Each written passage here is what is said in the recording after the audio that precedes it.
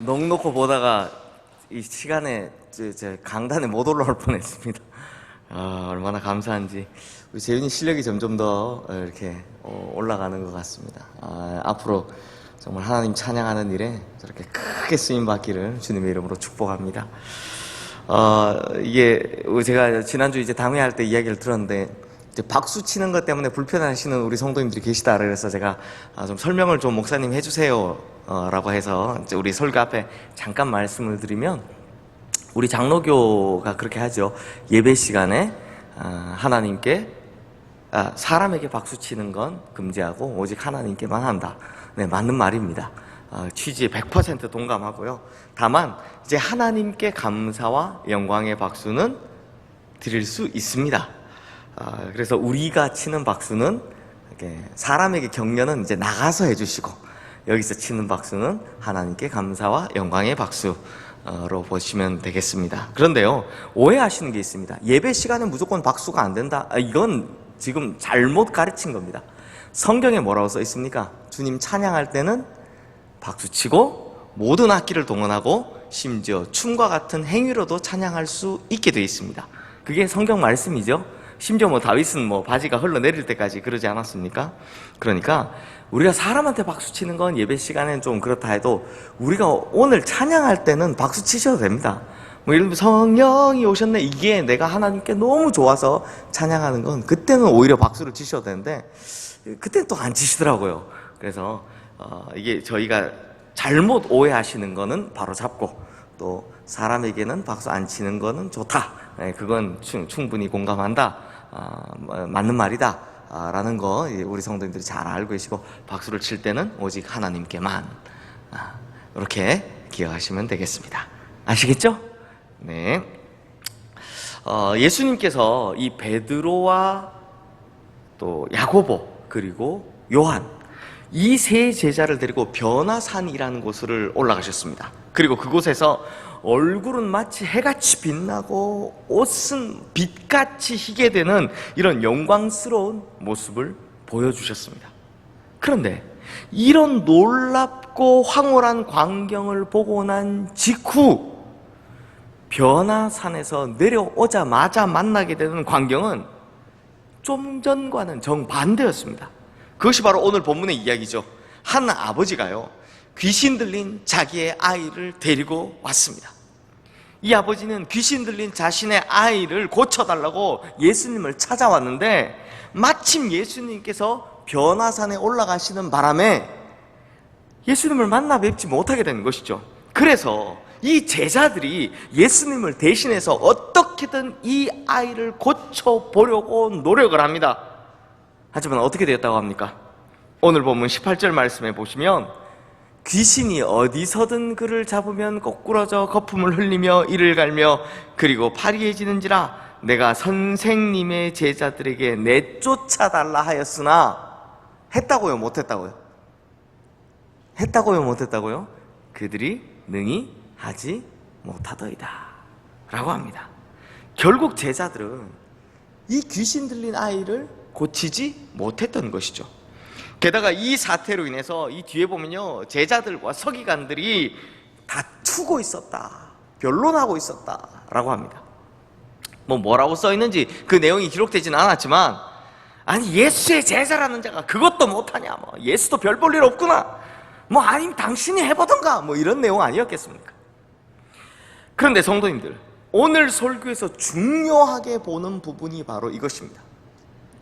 예수님을 만나자마자 이 귀신 들린 아이의 아버지가 뭐라고 합니까? 내가 선생님의 제자들에게 내쫓아 달라 하였더니 그들이 능히 하지 못하더이다 입니다. 즉 당신의 제자들은 아무것도 해내지 못하더라라고 고발하고 있는 것입니다. 다시 말해, 이 제자들의 무능함을 신랄하게 비난하고 있는 것이죠. 그런데 성도님들, 원래 이 제자들은요, 이미 귀신 쫓아낼 능력을 부여받았던 사람들입니다. 마가복음 3장 14절에서 15절 말씀 보면, 자막 띄워주세요. 이에 12를 세우셨으니 이는 자기와 함께 있게 하시고 또 보내사 전도도 하며 귀신을 내쫓는 권능도 가지게 하려 하심이러라 하고, 먼저 이에 12를 세우셨으니 라는 말은 바로 예수님의 제자로 부름받았을 때, 제자로 부름받았을 때를 이야기합니다. 그러니까 예수님께서 이들을 제자로 부르셨을 때 이미 이런 능력을, 그것도 권능이라고 표현할 만큼의 강력한 권세와 능력을 받았던 것입니다. 게다가 이 능력을 실전에서 써먹은 적도 있습니다. 마가복음 6장 말씀에 보면 예수님께서 이 12명의 제자들을 2명씩 짝지어 파송하실 때 이미 더러운 귀신을 제어하는 권능을 주시고 라고 합니다. 그리고 실제로 이들이 나가서 많은 귀신을 쫓아내며 많은 병자들에게 기름을 발라 고쳤다 라고 합니다. 그러니까 이미 이런 권능, 이런 권세와 능력을 부여받은 제자들이었고, 이전에는 그렇게 멋지고 훌륭하게 제대로 해냈던 제자들이었는데 이상하게도 지금은 그렇지 못하더라 라는 것입니다. 즉 그 능력을, 그 엄청난 권능을 고스란히 잃어버렸다 라는 것이죠. 그러니 지금 당신의 제자들이 아무것도 하지 못하더라, 당신의 제자들이 너무나 무능하더라, 그래서 서로 다투는 것밖에는 할 줄 아는 것이 없더라, 이런 비난을 듣고 있는 것입니다. 그런데 성도님들, 이 귀신 들린 아이의 아버지가 하는 날선 비난을 듣고 있자니 혹시 떠오르는 것이 없으십니까? 저는 이 귀신 들린 아이의 아버지가 예수님의 제자들을 향해 무능하다라고 고발하는 장면에서 참 안타깝게도 바로 오늘의 한국교회, 그리고 한국교회 성도님들이 생각났습니다. 우리도 한때는 놀라운 권능을 가졌었죠. 이 세상 어느 나라 어느 민족에게서도 그런 유래를 찾아볼 수 없었던 평양 대부흥 운동을 필두로 80년대, 90년대 정말 엄청난 부흥과 동시에 인구에 비례해서 선교사를 전 세계에서 가장 많이 파송하는 나라가 되었습니다. 심지어 외국인들이요, 한국의 밤거리를 보면서 붉은 십자가의 숲이다 라고 할 정도로 이 땅에 교회들이 실로 엄청나게 많이 생겼습니다. 그리고 한때는 내가 어느 교회의 집사입니다, 내가 어느 교회의 장로입니다 라고 하면 차용증 없이도 큰 돈을 턱하니 빌려줄 정도로 사회에서는 신뢰를 받았습니다. 또 다음 세대 교회에서는 가장 앞서는 곳이 교회였고, 어려운 이웃들을 구제하는 것에서도 가장 앞선 곳이 바로 교회였습니다. 그렇게 이 세상에서 인정받던 곳이 바로 교회였습니다. 그리고 예수 그리스도의 제자라고 자청하는 우리들이었습니다. 분명히 이 세상 속에서 참 권세 있었죠. 그런데 지금은 어떻습니까? 교회는 이 세상 사람들이 혀를 끌끌 차며 쳐다보는 곳이 되었습니다. 이제는 이 세상에서, 이 사회에서 제일 못 믿을 사람이 바로 예수 믿는 사람들이 되었습니다. 지난 수요 예배에 대표 기도를 하시던 권사님께서 이런 내용으로 기도를 하셨습니다. 예배를 마치고 제가 직접 그 기도 원고 좀 주십사 하고 받았는데요, 그래서 이 기도문의 텍스트를 제가 그대로 읽겠습니다. 중간 부분인데요, 예수의 소망을 가지고 다른 이의 고통에 동정심을 가지고 돌보아야 할 먼저 믿은 저희들이지만 피하고 돌보지 않으려다 무관심과 냉소주의에 빠져 있음을 발견하게 됩니다. 돌덩이와 같은 딱딱한 마음을 마주하게 됩니다. 세상 사람들이 이런 우리를 알아보고 교회를 비난하고 원망합니다. 주님, 세상의 사람들이 우리를 비난할 때, 원망할 때 우린 억울해하지만 그들이 비난하는 것은 우리의 시스템도 아니요, 사람도 아니요, 우리의 겉모양이 아님을 몰랐습니다. 여기서부터 잘 들어주십시오.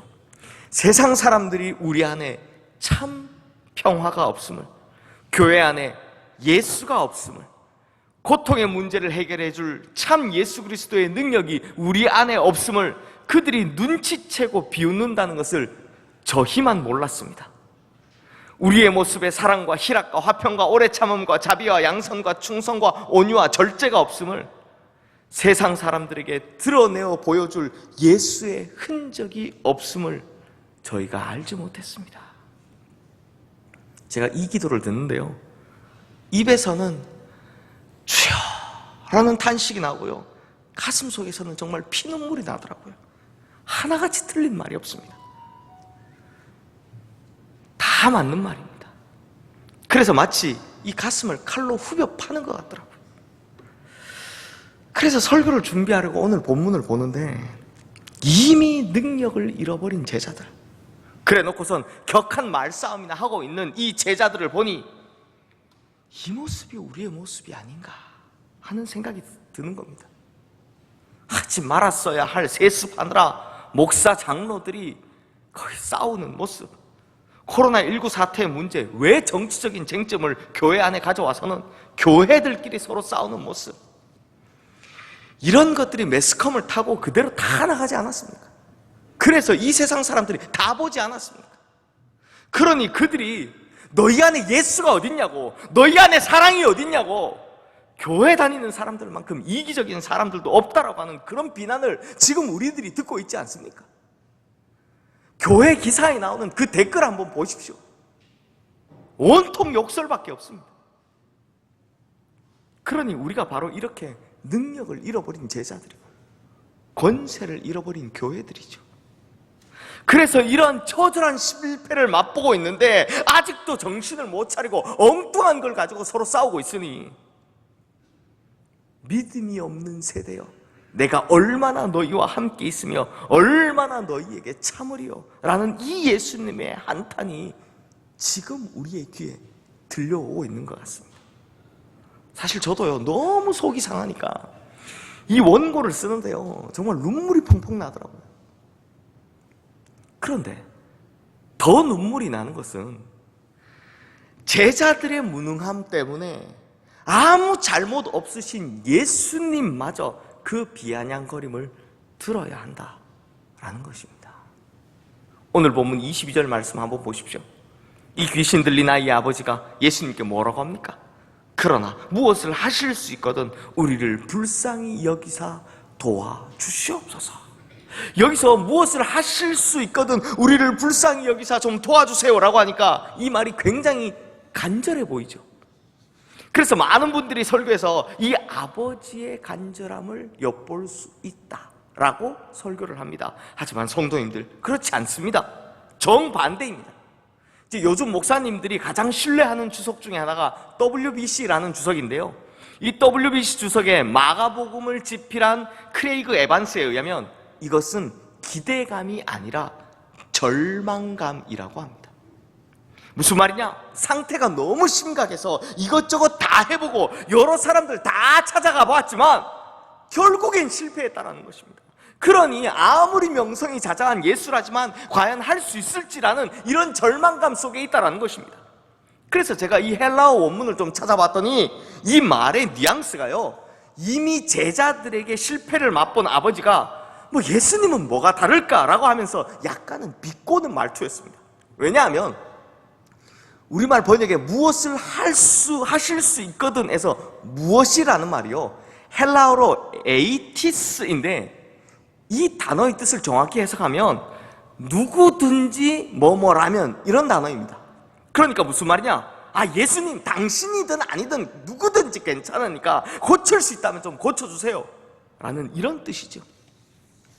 의역을 좀 한다면 내가 지금까지 이 아이를 고치려고 수도 없이 많은 사람들에게 데려가 봤고 당신의 제자들조차도 여러 명이 달라붙어 와서 결국에는 못 고쳤는데 어떻게 당신 혼자서 이 강력한 귀신을 쫓아낸다는 겁니까? 뭐 상관없습니다. 누구든지 고칠 수만 있으면 되니까 좀 고쳐주십시오. 당신도 한번 해보십시오. 이런 뜻인 겁니다. 사랑하는 성도님들, 그렇다면 온 세상의 창조주이고 모든 만물의 주인 되신 예수님께서, 그야말로 전지전능하신 성자 하나님께서 누구 때문에 지금 이런 비하를 들으셔야 했습니까? 바로 능력을 잃어버린 제자들 때문이었습니다. 능력을 잃어버린 채 다툼만 하고 있던 그 제자들 때문에 예수님께서 욕을 먹으셔야 했던 것입니다.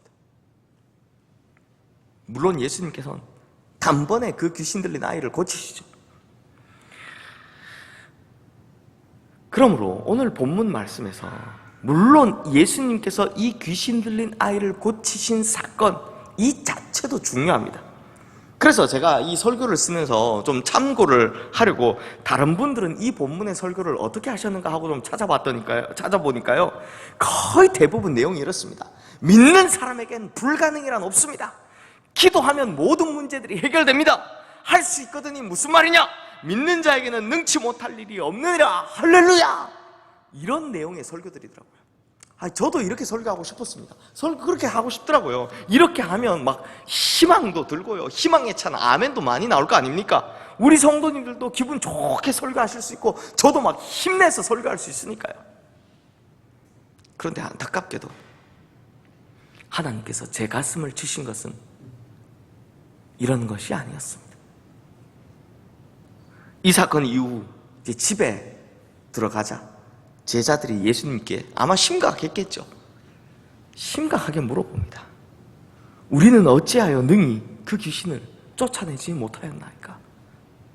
왜 우리한테 능력이 없습니까? 왜 우리가 능력을 잃어버렸습니까? 바로 이것입니다. 우리는 왜 안 되느냐라는 이 질문이 참 비통하게도 오늘날 한국교회가 가지고 있는 질문이기도 하기 때문입니다. 이 땅에 이토록 붉은 십자가의 숲을 이루었는데 왜 우리는 이 병든 세상을 바꾸질 못합니까? 왜 우리가 속한 이 교회나 공동체는 변하지를 않습니까?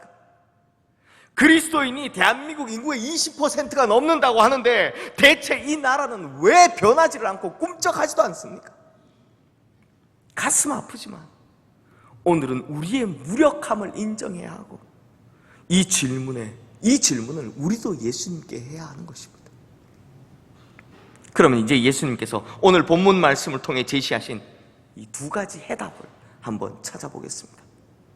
먼저 이 귀신 들린 아이의 아버지에게는 예수님께서 믿음을 말씀하셨습니다.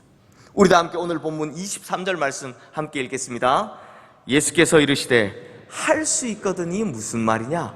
믿는 자에게는 능히 하지 못할 일이 없느니라 하시니. 너무나 유명한 말씀이죠. 그 다음으로 제자들에게는 기도를 말씀하십니다. 다 함께 오늘 본문 29절 말씀 함께 읽겠습니다. 이르시되 기도 외에 다른 것으로는 이런 종류가 나갈 수 없느니라 하시니라. 역시나 너무나 유명한 말씀이죠. 즉 예수님께서 말씀하신 두 가지 해답 뭐냐? 바로 믿음과 기도라는 것입니다. 믿음과 기도라고 하니까 좀 너무 뻔하죠. 에이 뭐 그거 다 아는 거 아닌가? 그런데 성도님들, 일반적인 한국교회 성도님들이 이해하고 있는 믿음과 기도는 과연 어떤 걸까요? 앞서 제가 읽어봤던 설교에서 보았던 것처럼 한국교회 성도님들이 생각하는 믿음 이런 것 같습니다. 우리의 믿음이 강하다면 무엇이든지 다 할 수 있습니다. 그러므로 할 수 있거든이 무슨 말이냐? 믿는 자에게는 능치 못함이 없다. 즉 우리의 인생에 찾아오는 장애물들이 우리의 힘으로는 불가능하지만 믿기만 하면 다 이겨낼 수 있습니다. 넘어갈 수 있습니다. 라는 생각이죠. 그런데요, 우리가 믿습니다라고 할 때, 그것도 그냥 믿습니다가 아니죠. 믿습니다라고 할 때 우리의 관심은요 언제나 문제 해결에 있다는 것을 볼 수 있습니다. 지금 내가 이러한 것을 하고 싶은데 어떻게 하면 이 문제를 해결받을 수 있을까? 믿기만 하면 된다, 이렇게 생각하는 것입니다. 그러므로 많은 한국교회 성도님들의 생각 속에 믿음이라는 개념은요, 이 땅을 살아가는 동안 내 앞에 닥친 나의 문제를 해결해주는 방편이라고 생각한다는 것입니다. 기도도 마찬가지입니다. 우리가 왜 기도를 뜨겁게 합니까? 우리가 왜 기도를 열심히 합니까? 그래야 똑같이 내 문제가, 내 삶의 문제들이 해결될 것이다 라고 생각하기 때문입니다. 기도 외에 다른 것으로는 이런 유가 나갈 수 없다라고 하니까 이 구절이 내 삶의 어려운 문제들을 해결해주는 방법을 가르쳐주고 있다라고 생각을 한다라는 것입니다. 그러므로 정리하자면 우리의 관심사는 전부 다 우리 삶의 문제 해결이죠. 그래야 평안히 살 수 있고, 그래야 형통하고, 그래야 축복받는 인생이라고 생각하기 때문입니다. 즉, 이 땅을 살아가는 동안 우리 앞에 닥친 문제들을 해결하고자 이 믿음과 기도를 필요로 한다는 것입니다. 그러니까 성도님들, 이런 믿음과 기도의 개념은요, 땅의 사람, 그러니까 이 땅에서 잘 사는 것을 목적에 둔 사람이 하는 믿음과 기도라는 것입니다. 그러니 이런 믿음과 기도는요, 사실 무속신앙에서 하는 것과 별반 차이가 없습니다. 저도 예전에 들은 이야기인데요, 교회에 열심히 나가던 분이 계셨습니다. 그런데 왜 우리 흔히 집안에 우환이 닥친다 이런 이야기 하잖아요. 이분이 집안에서 이게 힘들고 어려운 문제들, 이제 우환이 닥쳤다라는 이 문제들이 계속 되니까, 교회에 가서 열심히 기도했는데 이게 잘 안 되니까요, 도저히 기도로는 안 되겠다 싶어서 이제 목사님 몰래, 이 교인들 몰래 누구를 찾아갔냐? 점쟁이를 찾아갔다라고 합니다. 근데 이게 점집이죠. 이분이 딱 들어가니까 점쟁이가 쳐다보지도 않고 이렇게 말을 하더라는 겁니다. 니네 집에 감나무 있지? 이게 웃으면 안 되는데. 그때 이분이 속으로 쪽집게로구나 라고 생각을 했답니다. 왜냐하면 진짜 집에 감나무 한 그루가 심겨져 있었거든요. 그래서 네, 있는데요 라고 했더니 이 점쟁이가 버럭 화를 내면서 당장 뽑아버려! 만사의 우환이 거기서 나와! 이러더랍니다. 그래서 이분이, 밑에 앉아계신 장로님 너무 재밌게 들으셔서 제가 계속 웃습니다. 감나무하고 집안일하고 이게 무슨 상관이 있나? 라고 싶어서 물어봤답니다. 이게 감나무하고 집안일하고 무슨 상관이 있습니까? 라고 물어봤더니 이 점쟁이가 뭐라 그랬는지 아십니까? 믿음이 없어서 그래. 믿음이 없어. 였답니다. 그래서 집에서 오자마자 어쩔 수 없이 이 감나무를 베어버렸답니다. 그런데 놀랍게도 그 감나무를 베고 난 후부터 이 집안에 더 큰 우환들이 마구마구 생겨나기 시작하더라는 겁니다. 그래서 얼마 후에 이 점쟁이를 다시 한번 찾아갔답니다. 그런데 이 점쟁이가요, 전과 똑같이 쳐다도 안 보고 이렇게 묻더라는 겁니다. 집에 감나무 있어? 그래서 이 사람이 속으로 이건 뭐냐 싶어서 없는데요? 라고 대답했더니 이 점쟁이가 뭐라 그랬게요? 당장 가서 한 그루 심어! 만가지 우환을 막아줄 거야! 라고 그랬답니다. 그래서 이분이 이전에는 감나무 베라고 하더니 이번엔 심으라고 한다면서 이 사기꾼아 복채 내놔라 라고 막 따졌더니 이 점쟁이가 그때 한 말이 뭔지 아십니까? 믿음이 없어서 그래. 믿음이 없어 였습니다. 성도님들, 왜 이게 비슷할까요? 이 개념이 왜 우리들이 흔히 교회에서는 믿음이 없어서 그래 라는 말과 이 사기꾼 점쟁이가 하는 믿음이 없어서 그래 라는 말이 왜 비슷하게 들릴까요? 이건요, 전부 이 땅의 것만 쳐다보고 이 땅의 것만 추구하기 때문에 그렇습니다. 그러니 이게 비슷하게 들리는 겁니다. 하지만 성도님들, 주님으로 말미암아 거듭난 사람, 새 생명의 사람은 추구하는 방향 자체가 달라집니다. 그래서 예수님께서 보여주신 것이 있습니다. 성도님들, 오늘 본문 27절을 말씀해 보면 예수님께서 이 귀신 들린 아이를 어떻게 고치십니까? 27절 말씀 우리 함께 읽겠습니다.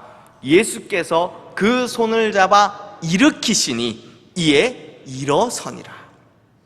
예수님께서 그 아이의 손을 잡아 일으키시다 라고 할 때 이 일으키시는요, 헬라어로 에게이로인데요, 이 단어는요, 성경 전체에서 가장 중요한 단어라 할 수 있습니다. 왜냐하면 이 단어의 뜻이 복음서에서는 바로 예수님의 부활에 쓰인 단어였고, 서신서에서는 죽은 자의 부활, 즉 우리들의 부활을 뜻하는 단어이기 때문입니다. 아니, 생각해 보십시오. 27절 말씀 보시면 이 뒤에 있는 일어서니라에서는요, 그냥 보통 이게 뭐 앉았다 일어서다, 자다가 일어나다 라고 하는 이 아니스테미라는 단어를 사용했는데 왜 앞에서는 이 예수님 손잡고 일으킬 때는 굳이 부활이라는 뜻을 가진 에게이로를 사용했을까요? 이 아이가 비록 귀신 들리긴 했지만 아직 죽은 사람도 아닌데 부활이라는 단어를 붙인 거, 이게 이상하지 않습니까? 그런데 여기에 이유가 있는 겁니다. 바로 이것을 예수님께서 우리에게 보여주시는 거죠. 거듭난 부활의 사람, 새 생명을 얻은 성도는 완전히 바뀐다라는 것입니다. 이전과 다르다라는 것입니다. 어떻게 바뀝니까? 이런 사람들은 더 이상 이 땅의 것을 삶의 목적으로 삼지 않고 오직 예수 그리스도와 그분의 은혜만을 목적으로 삼는다라는 것입니다. 게다가 오늘 본문 29절 말씀이 어떤 사본에 보면요, 기도 외에는 이렇게 돼 있잖아요. 어떤 사본에는, 그러니까 이게 옮겨 쓰다가 있던 사본, 고대 사본에 보면 그 뒤에 기도와 금식 외에는 이라고, 이 금식이라는 말도 덧붙여져 있는 사본이 꽤 많이 발견됩니다. 성도님들, 금식이 뭡니까? 음식을 끊는 행위죠. 인간은요, 육체를 가졌기 때문에 외부로부터 음식이 공급되어야만 살아갈 수 있는데 이걸 끊는 행위가 바로 금식입니다. 즉, 금식한다는 것은 내 생명을 외부의 어떤 힘에 의지하는 것이 아니라 내 생명 자체를 오직 하나님께만 의지한다라는 고백입니다. 철저히 하나님의 은혜만을 구한다라는 것이죠. 즉, 기도란 이런 것입니다. 내 것을 구하는 것이 아니라 하나님의 것을 구하는 것이 바로 기도라는 것입니다. 그래서 예수님께서 제자들에게 기도를 가르치실 때도 뜻이 하늘에서 이루어진 것 같이 땅에서도 이루어지다라고 가르치신 겁니다. 하늘의 것을 구하는 거죠. 그러므로 성도님들, 거듭난 사람, 새 생명의 사람, 부활의 사람은 이 땅을 취하는 것에 자신의 믿음과 기도의 목적을 두지 않습니다. 할 수는 있지만 그것이 최종적인 목적이 아니라는 것입니다. 오직 하늘에 있는 것에 목적을 두고 그분의 은혜를 바라며 하나님의 뜻이 이 땅에 이루어지도록 하는 것이 자신의 믿음과 기도를 제대로 올바르게 사용하는 법이다라는 것이죠. 그러므로 성도님들, 우리가 이것을 잊어버리고 이것을 잃어버렸기 때문에 지금 이렇게 무능한 채로 서로 다투기만 하고 있는 꼴이 되어버린 것입니다. 그렇게 우리의 믿음, 우리의 기도가 말씀에 있는 원래 취지대로 돌아간다면 결국 지금 우리가 겪고 있는 이 능력을 잃어버린 문제 당연히 해결될 줄로 믿습니다. 그리고 그때가 오면 이 땅의 교회와 성도들이 다시금 능력을 되찾고 죄악 가득한 이 어두운 땅을 다시 회복시킴으로 우리는 다시 이 세상에 인정을 받게 될 것입니다. 그리고 교회들마다 다시 복음의 물결들이 넘실대는 것을 보게 될 것입니다. 즉, 모든 문제들이 해결될 것입니다.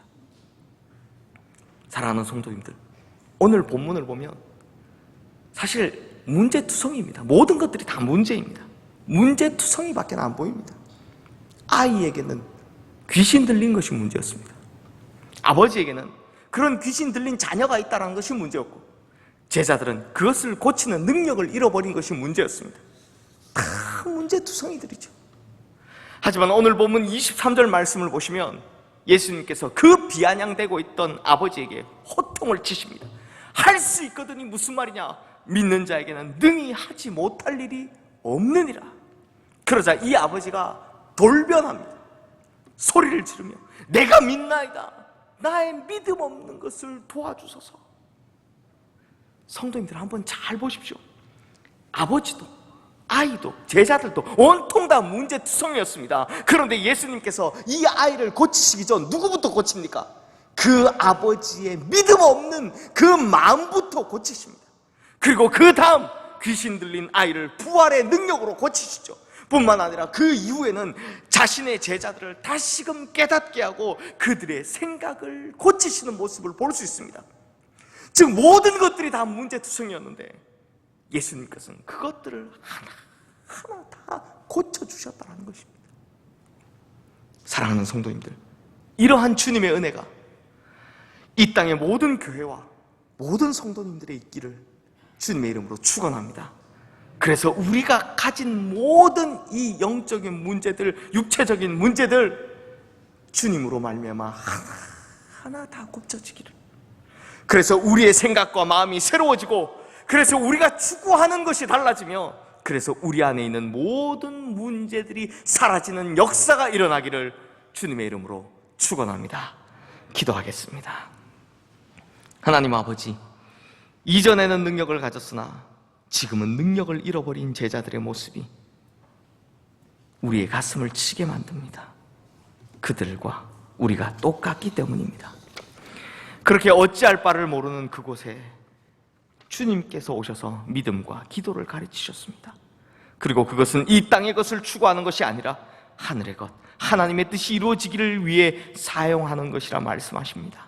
그러므로 진짜 예수 그리스도의 부활로 인해 새 생명을 얻은 우리라면 이제는 더 이상 이 땅의 삶의 가치를 두는 것이 아니라 주님의 나라의 가치를 두며 살아가게 하여 주시옵소서. 그래서 온통 문제투성이인 이 땅의 교회와 성도들의 모든 근본적인 문제들이 다 사라지게 하여 주시옵소서. 더 이상 우리로 인해 예수 그리스도가 욕먹지 않게 해주시고 오히려 우리로 인하여 예수 그리스도가 높임을 받게 하여 주시옵소서. 그래서 다시금 복음의 물결이 이 땅을 뒤덮어 구원받는 이들이 많아지는 역사가 일어나게 하여 주시옵소서. 우리 주 예수 그리스도의 이름으로 기도드리옵나이다. 아멘.